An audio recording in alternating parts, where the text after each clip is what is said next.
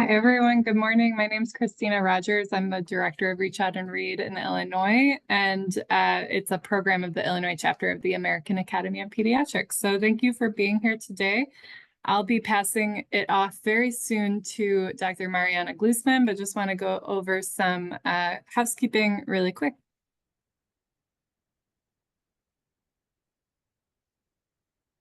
All right, so as you may know, this webinar is actually the second of a three-part webinar series. So topics were decided upon thanks in large part to our Reach Out and Read Illinois board and also the Coordinator Advisory Committee. So thank you all for your help with this, which those are both made up of pediatricians and clinic coordinators. So the first took place in February and was around the topic of representation in early literacy. And we held a panel of speakers that featured pediatricians, a children's librarian, even an author to convene to talk about the importance of having children see themselves in books. And also to see people who might not look like them in books too, and how they might experience life differently. So we often refer to this concept as windows and mirrors, and it's an important one for those practicing Reach Out and Read because we want to provide every child at every well child visit a high quality and diverse children's book. So for today's webinar, we're focused on multilingualism. By better understanding multilingualism and language development in general, the Reach Out and Read model can better serve and support families from diverse linguistic backgrounds, promote early literacy in a culturally and linguistically responsive manner, and also contribute to the overall language and literacy development of bilingual children. So we're very excited about today. And then we have one more scheduled in April, on April 10th, and that's the one that's listed up here. That will be focused on the intersection of literacy and pediatrics. So really around the research around early literacy. And when you registered for this, it should have asked if you were interested in also attending that. And if you expressed that you were, we already registered you, but I believe my colleague is going to add the link to the chat as well in case you want to register yourself right now.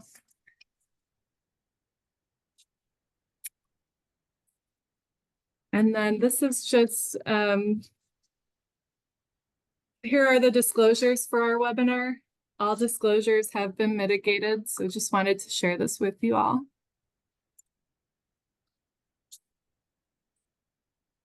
And we are providing CME, so following this, we'll send out an evaluation for that and a follow-up email, so just be on the lookout, and we will provide that. A few other reminders, let me move this. Please do complete the evaluation. We'll give you 1 week for that in order to be qualified for the CME credit. And then everyone should be muted. We can unmute if there are questions, if you want to raise your hand, but also feel free to use the chat box or the Q&A box, and we'll be monitoring those.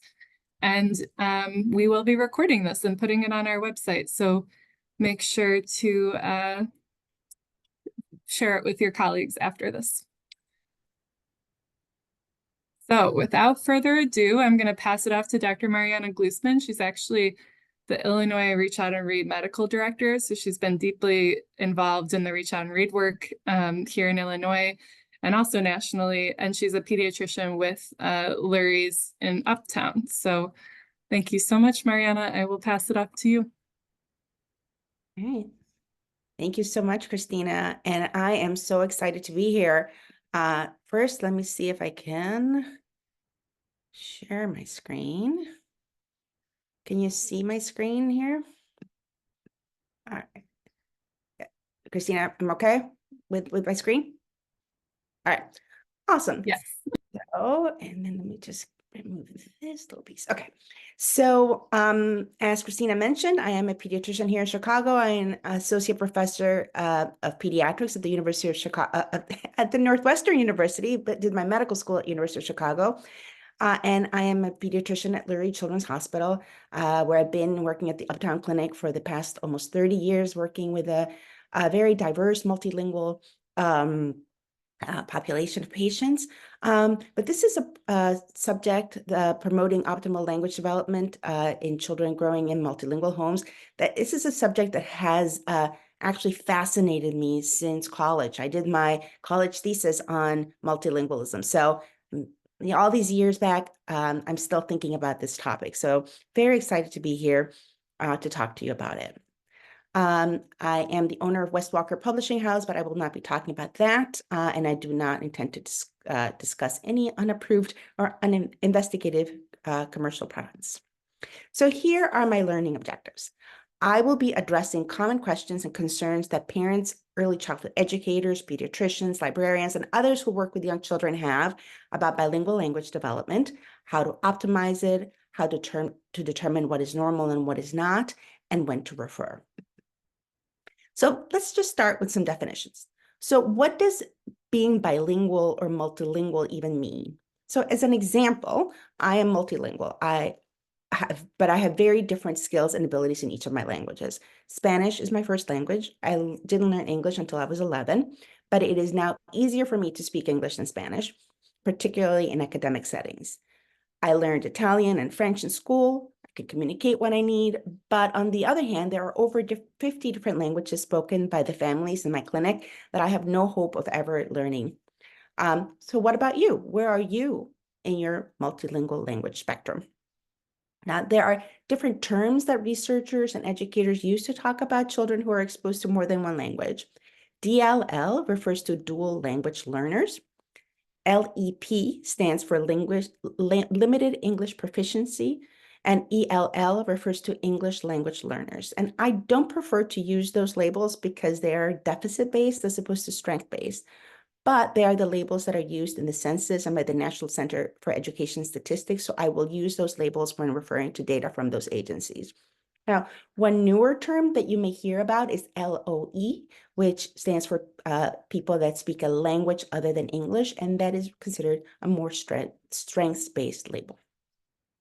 Now, here's some more definitions. Simultaneous DLLs are learning two languages at the same time, whereas sequential learners, and this is more common, learn one language first, for example, the language at home, and then a second language outside of the home, such as in school. And then there's additive bilingualism, which refers to when a first language is socially desirable and learning it continues at the same time as a second language is learned. So think of English-speaking child who speaks French as in an immersion program, right? English and French both continue. Subtracted bilingualism is when the second language learning occurs at the expense of the first. And that happens when the first language is not valued or socially desirable. Unfortunately, this is what happens for many DLLs in the United States, where in many areas there's a significant push against languages other than English. And these types of messages have become significantly more obvious and pervasive in the past decade or so, but linguistic discrimination has been around for hundreds of years in the United States. For instance, when Native American children were forcibly sent to English boarding schools. Multilingual families in the United States are diverse. They encompass different ethnic groups, diverse sets of values, practices, and resources. They may come from various socioeconomic backgrounds. However, in the United States, there is a big overlap between dual language learners and low socioeconomic status. These families also have come from different countries, right? Also, including the United States, with diverse immigration status, such as being citizens or permanent residents, or being on student visas, or being undocumented, and all of what that implies. And of course, they speak different languages. According to the 2011 American Community Survey, which is part of the census, there are 381 different languages spoken in the United States, including 169 distinct native North American languages. But Spanish predominates, accounting for 62% of people speaking a language other than English. And multilinguals are a large and growing group, with 33% of all children under 9 living in a household that speaks the language, where somebody speaks a language other than English. And we are everywhere. This is a map of the proportion of English language learning students in public elementary schools and high schools in the United States. The darker the green is the higher, represents the higher ratio of multilingual students. And as you can see, although English language learners are heavily concentrated in some areas of the United States, encompassing almost 20% of students in California and in Texas, it is likely that anywhere you'll work, you'll be seeing children who speak a language other than English at home. You can see that Illinois is also one of the states with the dark green, right? So this is very common in our state. Nevertheless, pediatricians are generally not trained on bilingualism or bilingual language development. There is not a lot of research on this.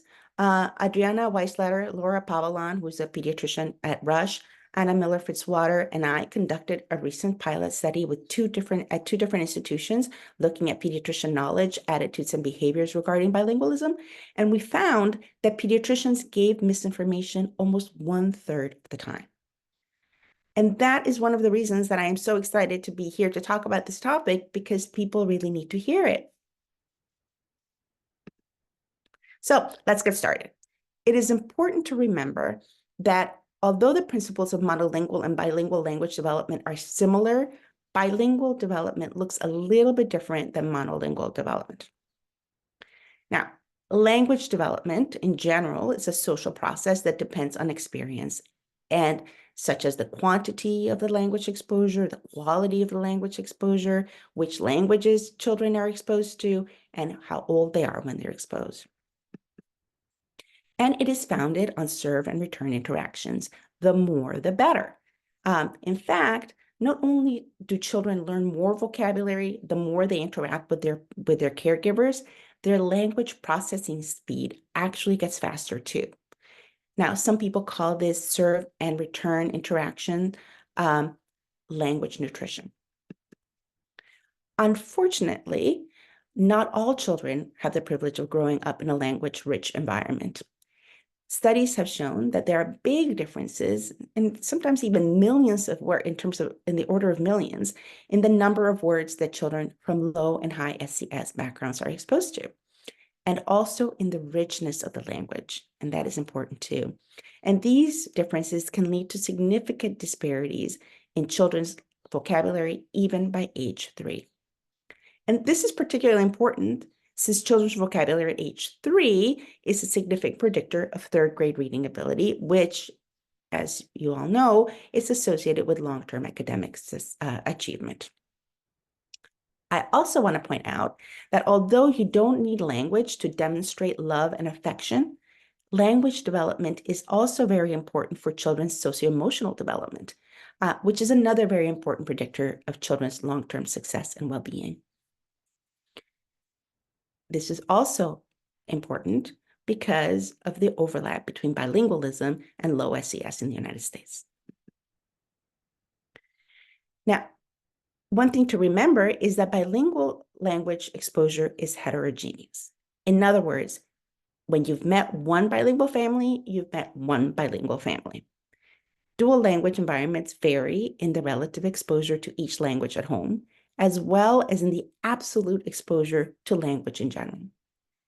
They also vary in the uses of each language, such as for reading versus for playing, and how much exposure to each language they have outside of the home.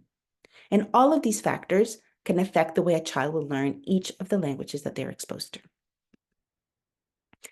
In addition, there are other factors that also affect how easily a child will learn 2 languages, like, for example, the setting, which includes if the families are isolated, they're the one family in the neighborhood that speaks their language versus a family that is surrounded by people who speak their native language. Other setting factors include the socioeconomic status, the education level, the parents' literacy skills, and the parents' desire to pass on their heritage language, as well as the rewards and discouragements that happen when you're using a, quote, desirable or undesirable language.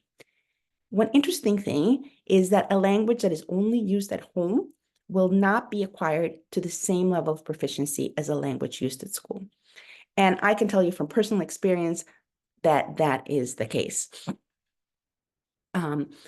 Personal attributes can also affect bilingual language development. For instance, some people have an easier time learning languages than others. Also, the language that itself can make a difference. For example, if you speak Spanish, it'll be easier for you to learn French than Chinese, just because of the similarities between the two languages. And the time of exposure can also make a difference. The younger the child, the easier it is for them to learn a second language, especially without an accent. But it is never too late to learn a second language. And finally, the mechanism for learning can also have an impact, such as, are you learning through observation or modeling, like in an immersion kind of situation, or is it through direct instruction, such as in school? So with this background in mind, let's now turn to some common questions about bilingualism that parents may ask you. So what do you think? Just I won't have people raise their hands. I would normally in a setting where it's not on Zoom. But just think to yourself, does learning two languages cause delays? What do you think? So this graph is from a longitudinal study of Spanish and English bilingual children in South Florida that was conducted by Erica Hoff and her colleagues. And they looked at language development in two groups of children: bilinguals who were exposed to English and Spanish, and monolinguals who were only exposed to English. And all the children in this group, in both groups, came from high socioeconomic backgrounds, which gave her the ability to get rid of this common confounding variable. And here is what they found. This graph on the left, on the x-axis is the age in months, and on the y-axis is vocabulary. The blue line represents the vocabulary for the monolingual children over time. So here, they're the monolingual children when they're 22 months of age, and here they are at 30 months, and that's their vocabulary. Whereas the green and the purple lines represent here's the English vocabulary for the bilingual children, and the purple is the Spanish vocabulary for the bilingual children. Just note that these two lines are for the same children. And you can see that when you look at either of their languages, the bilingual children lag about 3 to 4 months behind their monolingual peers. Adriana Weisletter explains it this way. The girl on the right knows 200 words in English.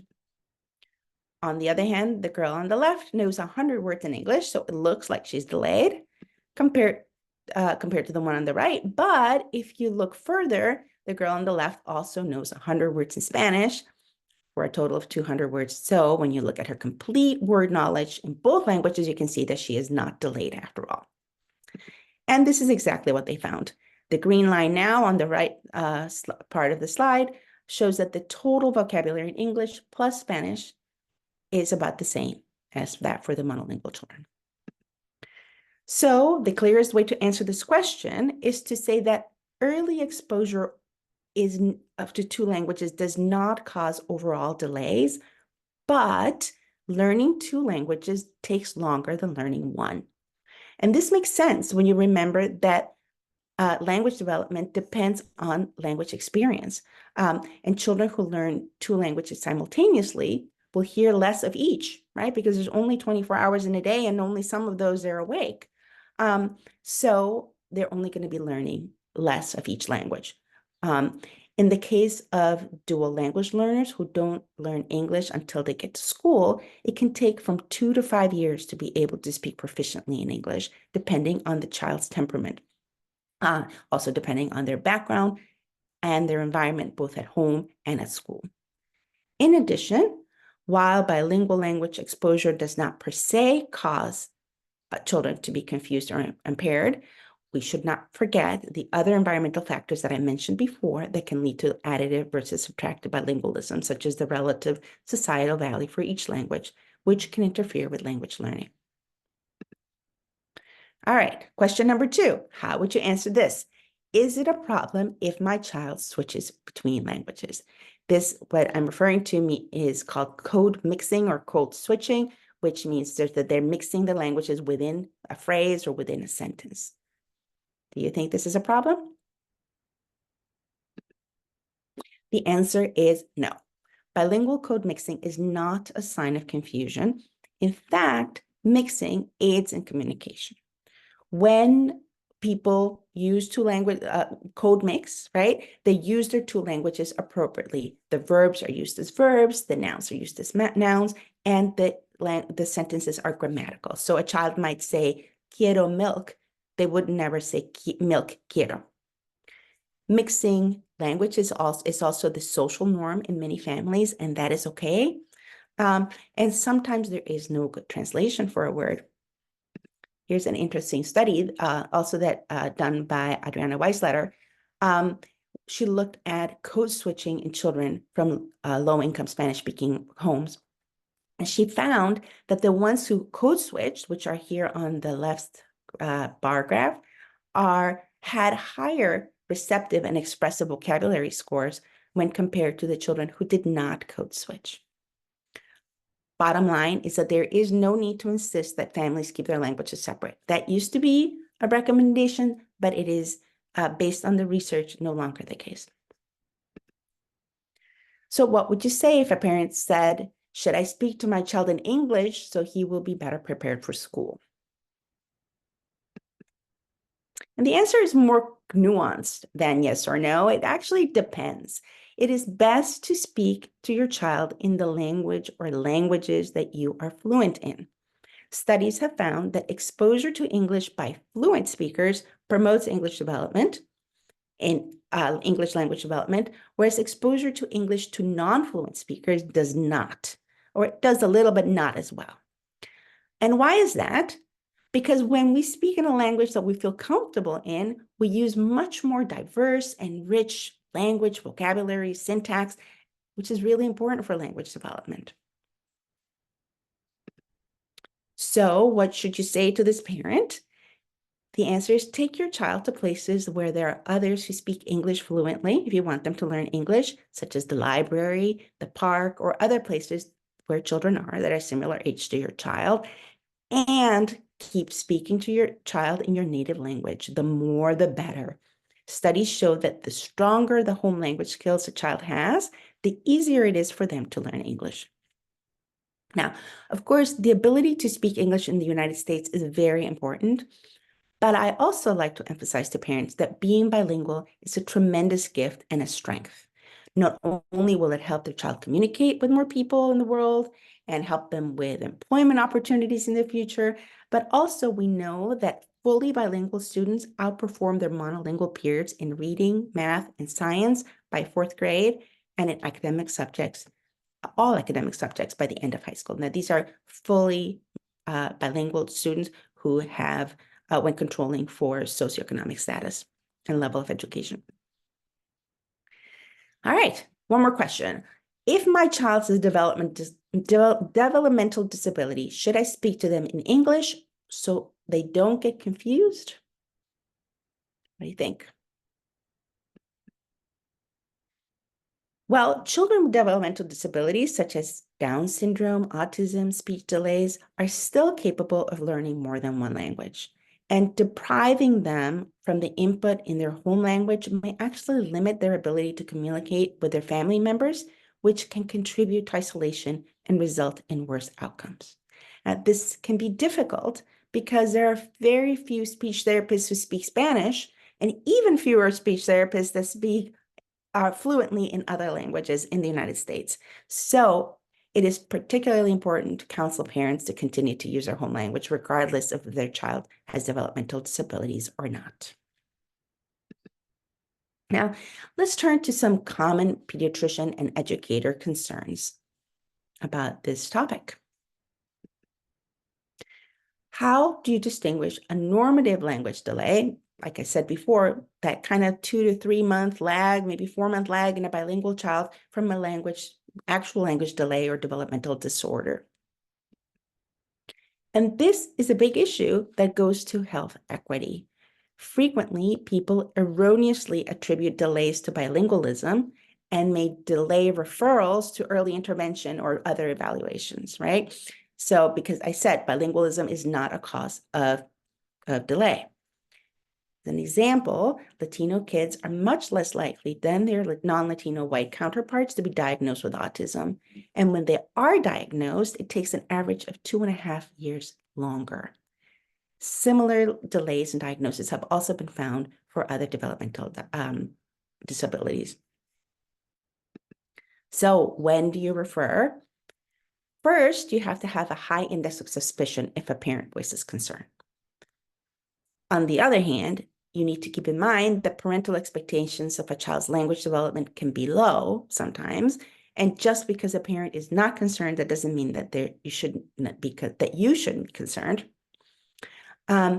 Some red flags for referral that parents that you can also look at are when the parents wonder whether their child can hear, or when the child is not meeting milestones at appropriate ages, such as not smiling or interacting with others after a couple of weeks of age, not babbling around 6 months, not understanding some words around 9 months, not pointing at 12 months, not having any words by 15 to 18 months, and not combining two words by age 2 or more words in sentences by age 3.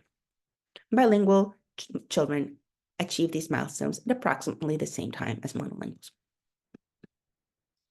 So, how do you evaluate a child when you don't speak their language? That's another really hard one, right?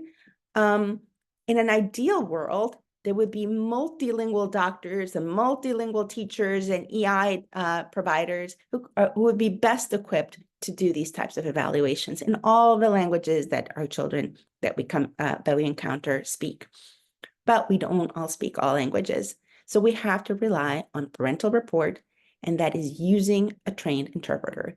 Now, the topic of trained interpreters is a whole other talk altogether, and I don't have time to go into great detail on it, but suffice it to say that you don't use a trained interpreter, you will encounter a lot of situations where mistakes are made. And it's important to emphasize trained. This is not lay interpreters, people who happen to speak the language that work in the clinic, or the children should not be used as interpreters. Now, as I said before, you need to ask specific questions about language milestones, both expressive and receptive, and obtain information about the child's entire language system. So for example, at 24 months of age, counting both languages, a bilingual child's vocabulary should be the same as that of a monolingual, which is around 50 words or so. They should use 2-word sentences, even if some words in English and some words are in Spanish. You can also ask the parents how the child compares to other children, such as siblings, cousins, and friends, although you want to keep in mind that sometimes speech delay can run in families. And you can ask if the teacher has any concerns about the child's development. If the teacher has concerns, it is a good indication that you should evaluate further, although the converse is not always the case, right? Just because the teacher is not concerned doesn't mean that the child doesn't have delays. Finally, if available, you can use screens that are translated and validated in other languages. And these exist for some languages, but not for all. And also remember that even if the screens may be validated in a different language, such as in Spanish or Chinese or Arabic, the screens are likely not validated for dual language learners. So there's some really interesting, more kind of experimental work, early work looking at other modalities to look at things like, for example, language processing speed to see if it can predict delays. Dr. Glusman, really quick, do you know of any validated screenings that are available? Well, there are. So for example, the Ages and Sages questionnaire is validated in English and in Spanish and other languages. I think the PEDS is validated. But again, in my clinic, there are, like I said, 50 languages spoken, right? So that we cannot rely solely on these validated screens, although that really would be the ideal. Now, Thank you.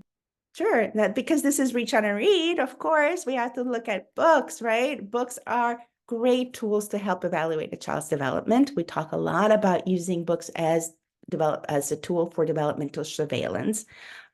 So for example, this is something that I worked on a long time ago as part of an initiative nationally called Leyendo Juntos. And we developed a little laminated card with simple questions in Spanish, like, what is this? Or what is happening here? This little card with a little translation. And you can use those, sort of learn those couple of sentences and use them when you're giving the child a book as a way to kind of interact with the child and see what the child says. And you can create your own cards in whatever language the patients speak. Another thing you can do with a book is when you're working with an interpreter, you can have them ask the parent to point out to the pictures and ask the child questions. Now, you may not understand what the child is saying or what the parent is saying, but sometimes you can get a general idea, like, does the child readily answer? Are they comfortable with the book? The more involved and interactive with the book the child seems, the less likely they are to have language delays. Although the converse, again, is not always the case because children may not be exposed to books and so may not be as interactive, and that doesn't mean that their development is not on par. But at the very least, you can see if a child has shared attention, right? Shared attention refers to that interaction, the fact that the child and the parent are both looking at the same thing, and they're both aware that they're both looking at the same thing. And this is an important thing to look for because it can be an early sign of autism when kids don't have good shared attention. So even before a child has a lot of language development, just using the book as a tool to see if there is good shared attention is a really important thing you can do. And that'll work with children who speak any language. So how do you counsel parents with limited English proficiency who speak languages other than English, I should say, right? That's a better term, to promote optimal language development for their children. And as a pediatrician, and as other professionals who work with young children, we are in a unique and privileged position to be able to give parents anticipatory guidance to help their children get exposed to more language-rich experience and those really important serve and return interactions. And this basically includes anything that increases talking in the language that is most comfortable to the family and encourages learning about the world, such as telling family stories, singing traditional songs, playing with language, right? Rhyming, beginning sounds, end sounds, and praising emergent literacy behaviors, such as, again, the early beginning sounds, end sounds, rhyming, writing, right? So one thing I like to do when the kid is, especially a preschooler or a toddler that is a little bit getting bored, give them a pen or crayons and have them draw on the exam room paper that's on the bed. And then, ask them questions about their drawing and say, oh, can you sign your name? And look at what a beautiful thing you're doing. That's a way to promote those early emergent literacy skills. And you can use the Reach on a Read book to model for parents how to interact with the book in a way that makes it exciting and interesting for the child. And this is really important also because people often ask, should you give out books in English or should you do bilingual books or a book in a person's native language? And the way I like to think about it is this. Books, as I said, are tools to encourage parent-child and child interaction. So if somebody gave you a choice of a book in English versus a book in a language that you did not speak, which one would you choose? Right? I would choose the one in English. That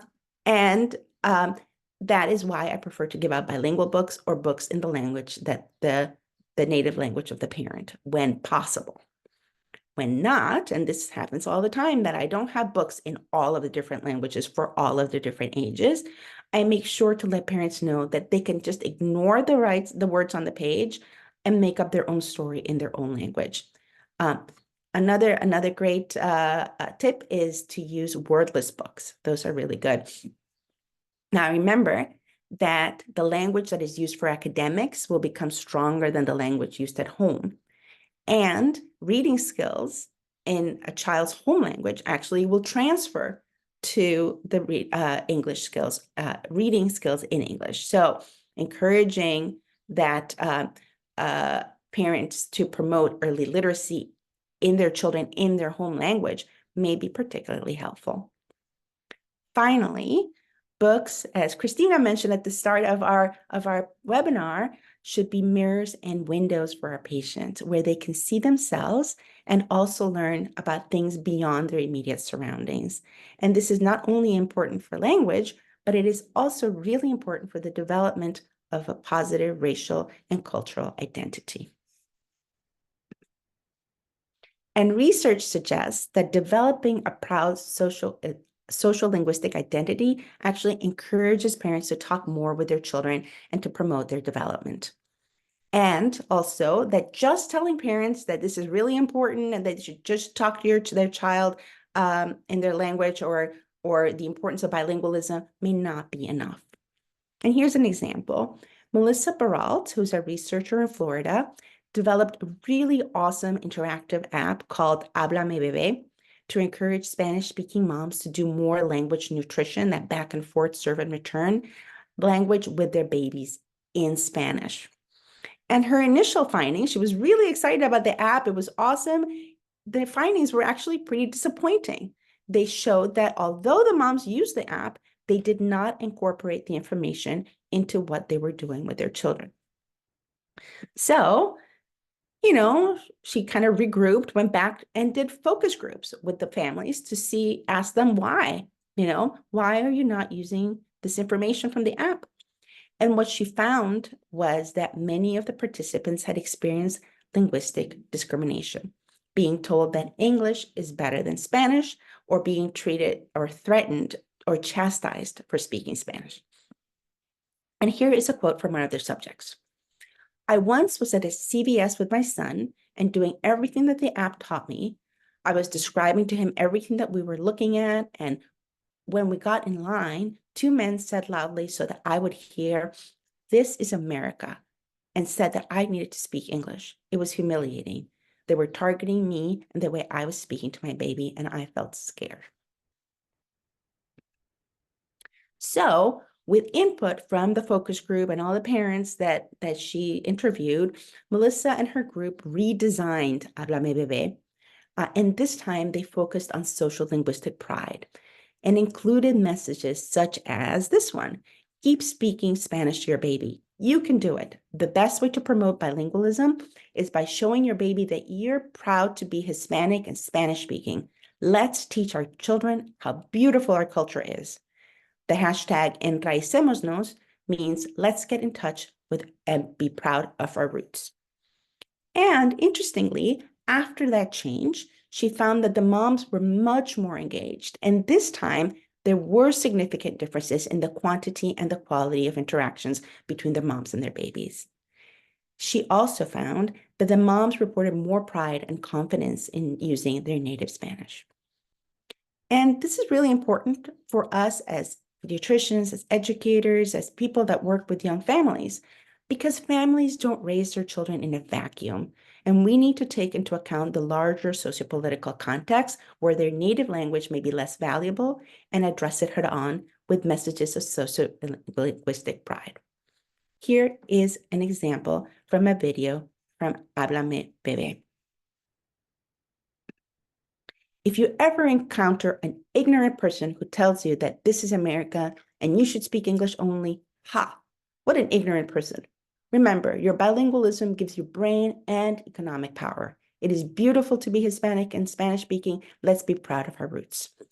And obviously these messages were specifically for Spanish speaking patients. That was the population she was working with, but they can be adapted to whatever languages your families speak. Now, I want to wrap up with something that I'm really excited about.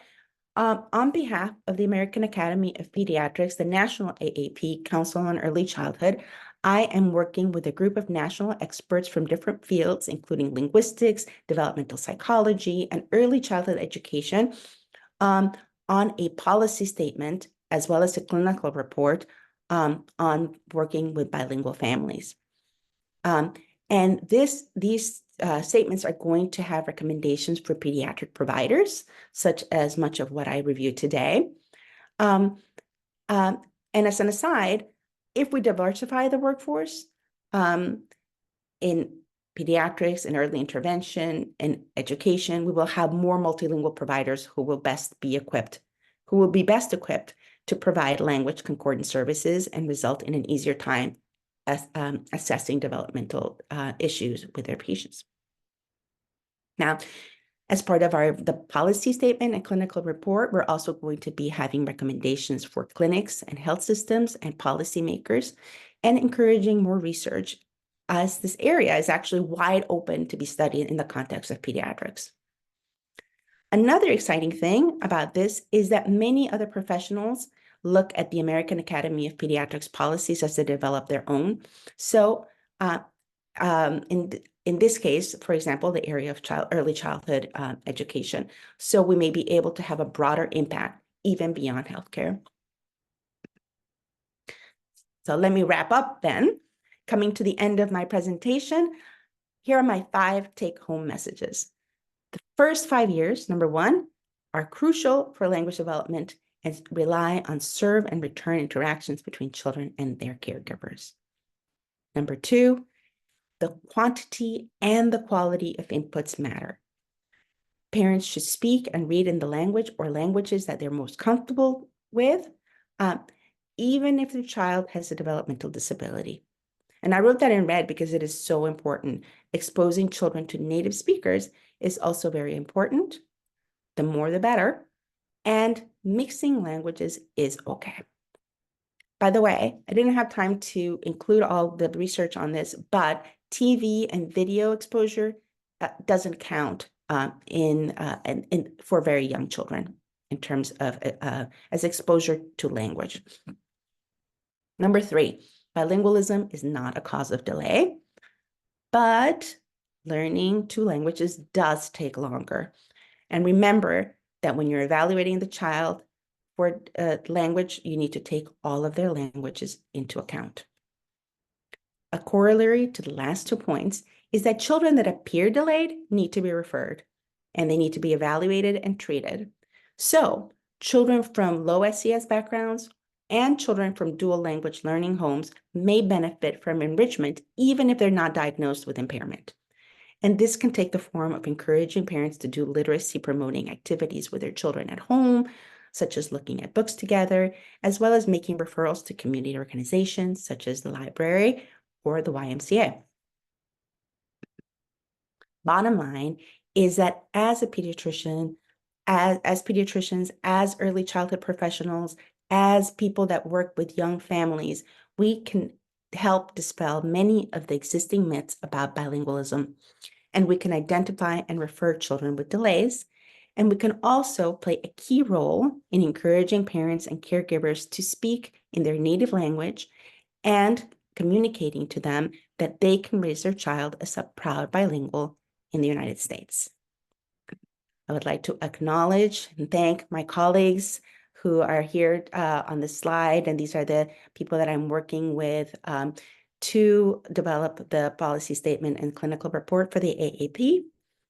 And I've got lots of references, but I'm going to stop sharing so that I can take your questions. Thank you so much, Dr. Glusman. We haven't gotten too many questions so far, so if you have questions, feel free to write them in the chat or in the Q&A box. Our team was wondering if you had any book recommendations for kind of like encouraging bilingualism and just, you know, honoring their native language and all of that. If there's anything that comes to mind. You know, I don't have a specific book because it, of course, depends on the child's home and heritage, right? But I really find that it's important to make sure that the books that you are giving out are authentic, that the books are about, you know, that you're giving to Mexican families are not all about tacos and, you know, even, you know, those, it's sort of thinking about like that, like not being, not over, generalizing or a lot of the just that you want to make sure that they're authentic and that the translations are good, right? I have come across so many books where the translations are it's almost a direct to translation, and it doesn't quite match in what I can tell in Spanish, but I'm sure that's the case for other languages. So I think that one way to assume that that's going to be the case, you can't tell for sure, but is to look at who's writing the books, and are they fluent in that language? Are they originally from that place? And that'll make them more authentic. So representation in authors is an important one. Awesome. Oh, and I see here's one from Dr. Turnant. How do you handle visits when the child is comfortable in English, but the parent isn't? And So she asks about trained interpreters, but sometimes how finding herself speaking to the child in English when making conversation, like how's school, et cetera, like should she be translating that for the parent too? So kind of wondering about those things. a lot of times the simple conversations that we have with kids, with especially young children, the parents kind of get the gist, right? We don't need to do a back and forth, it doesn't, what I'm trying to say is that it can be really complicated if you really expect every single piece of what's happening, of the interaction, to be translated back and forth, right? And can take a long time, and there's only a limited amount of time during a visit. So the banter, the information that you're getting from the child, I think it's perfectly fine to speak to the child in English. And typically what I'll do is I'll ask the child, what language do you prefer to speak in? And oftentimes they'll say English, and then I know the parent speaks Spanish, and I'll say, oh, excellent, let's speak Spanglish, right? I'll just make a joke out of it. And I will make sure that I am always referring back to the parent and in Spanish, right? Now, again, if it's not Spanish, this is then I'll be using that trained interpreter so speak to the child in English, but then making sure that there is a little bit of a touch base about, in general, that they've of what happened, right? Especially if anything substantial happened in the conversation, like how's school, everything, do you like it? What's your favorite subject? Probably doesn't make that much of a difference, but are you being bullied? Some those kinds of responses. Then you really need to make sure that the parent is aware of that, of what is going on in that conversation, and get the interpreter to explain to the parents. I hope that answers the question. Yeah, thank you. And then Dr. Miller asks, what can we do as physicians who work with trainees, so medical students and residents, to dispel the common misconceptions in bilingualism? And her follow-up is, are you currently working on any curriculum development? Interesting. So, as a matter of fact, yes. Well, we're in the early phases. So there's a couple of different things there. We had the original Leyendo Juntos training, which did have a lot of this information that I've talked about, and we developed some materials which we can make available that are it's a resource guide for in English and Spanish that has like specific messages that you can say to parents it's in Spanish because this was specific for Latinx families, but also has some and in English, and a training for like continuity clinic or for trainees. But as part of another project, we are updating the Leyendo Juntos training, and hopefully if we get the funding, we hope to expand it so that it's not just for Spanish-speaking families. We're going to be doing a bigger project, hopefully with Chinese-speaking families, and then develop a whole curriculum for Richard and Reed on working with multilingual families. Again, not just Spanish, not just Chinese, but hopefully more expanded to encompass all the different languages. So stay tuned. Wonderful. And then let me see, we had another. How does this fall into like your understanding of creating a literacy rich waiting room? Like how do you incorporate multilingualism and you're thinking about all of that?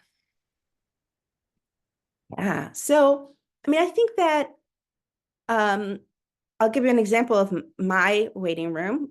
We have pictures from a book called Book Fiesta, which was illustrated by Rafael Lopez. And it's a book, it's like just, the book is gorgeous.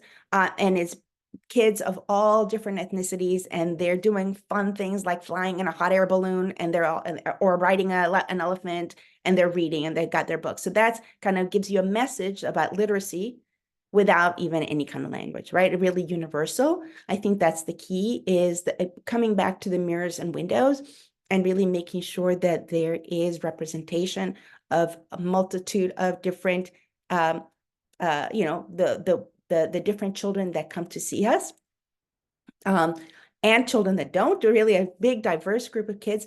And then with visuals that are like books, or photos of books, or children and parents reading. And that translates beyond language, right? To the love of books, the relationships, the early relational health aspect, the bonding and the love that happens when you sit together with a child to read a book. And then Sonia asks, I would love to help our classroom teachers in expanding their preschool libraries with more diverse books. Are there any opportunities or giveaways for teachers to grow their libraries? We can follow up with you too, Sonia, because I think for teachers especially, there are some resources we have. There are some free books. There's some free diverse books out there that we can connect you with. So yes, we'll follow up with you there. And I love it because really there's so many people that interact with young families, and all of us working together are can help families sort of really, again, dispel the myths that are out there about bilingualism, and help families with the very difficult task of parenting. Yes. And I think, do you have any, someone asked about ASL, like how does that fall into this at all, or is that a different, how does that fit in, I guess? Yeah, no, I think it's a really good question. And we do have, for example, in my clinic, some patients that where we have an ASL interpreter. We used to have them come in person, but now with video, now with Zoom and all of the technology has allowed us to be able to have an ASL interpreter. And I think that that's the same thing, right? It's another language, and encouraging richness of exposure to ASL is really beneficial for children, even children who can hear. Mm-hmm. Well, thank you so much. Is there anything that you want to share in final thoughts? No, I think that this is just like I said, I'm very excited to be able to share this information with as many people as possible. I appreciate that all the people that took time off their day to come and listen to this webinar. And I hope that you'll all keep coming to the webinars. And I also want to thank our staff at Reach Out and Read Illinois for all the support that you give to all of our clinics, you know, my clinic included. So thank you all. Yes, and thank you, Dr. Glusman. It's been so great to hear from you. We talk all the time, but it's lovely to hear your research and your presentation on this. And for everyone else, we are adding the evaluation to the chat, so you can do it right now, but we'll also send it in an email. And then if you need us for anything, we can add our emails as well in the chat, just so that you can contact us. We are always going to be promoting some funding opportunities for our Reach Out and Read sites for getting books into your clinics, and trying to support you where you're at. So just contact us if you need anything. Otherwise, we can stay on for a few minutes. I think we'll end the recording, and if anyone has any final questions, feel free to stay on. Thank you all. Thank you.